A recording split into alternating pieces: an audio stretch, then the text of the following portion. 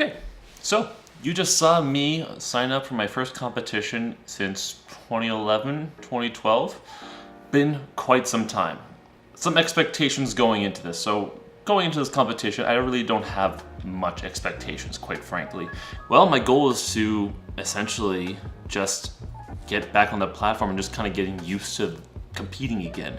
You know, I really don't have a set goal of, let's say, winning the competition. You know, I honestly don't know who's competing.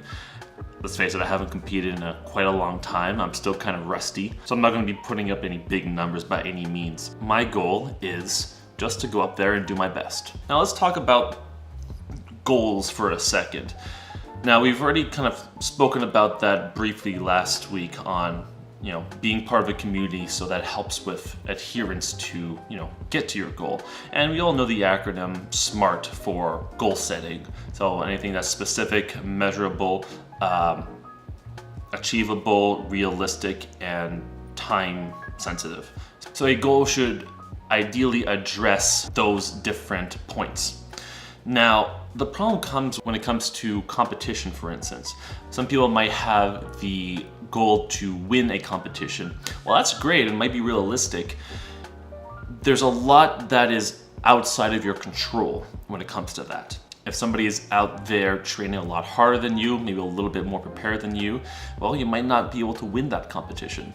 Because research suggests that having a process-driven goal is a lot better than having an outcome-driven goal. So outcome meaning I want to get first place in this competition, versus something like a process-driven goal. I am going to dedicate X number of hours per week and X number of days per week to train. The process-driven goal is a lot more within your control. You have control over how hard you're training and how long you're spending training, for instance.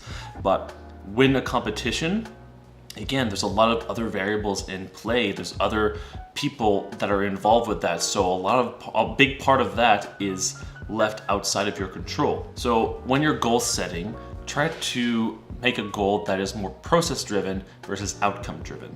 Now, that's not to say that having an outcome-driven goal is a bad thing. Not by any means. This whole concept of this series is Road to Master of Sport. So the outcome, my outcome goal is having Master of Sport, is getting that particular rank. But in order to get to that rank, I need to have a process-driven goal, which is my training schedule, essentially. So making sure that I abide by my training schedule, and that is my process-driven goal.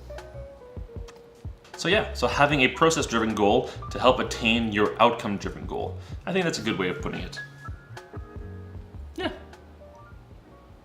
I think that's good. Okay. Enjoy some B-roll.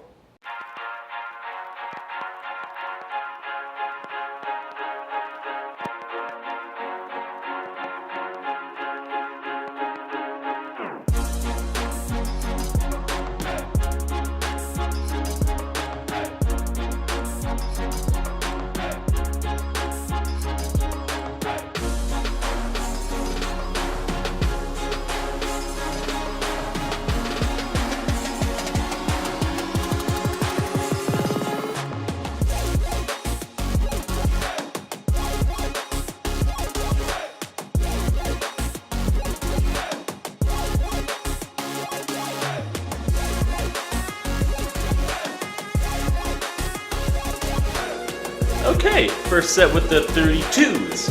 I've not done these in even longer. Let's see how this goes.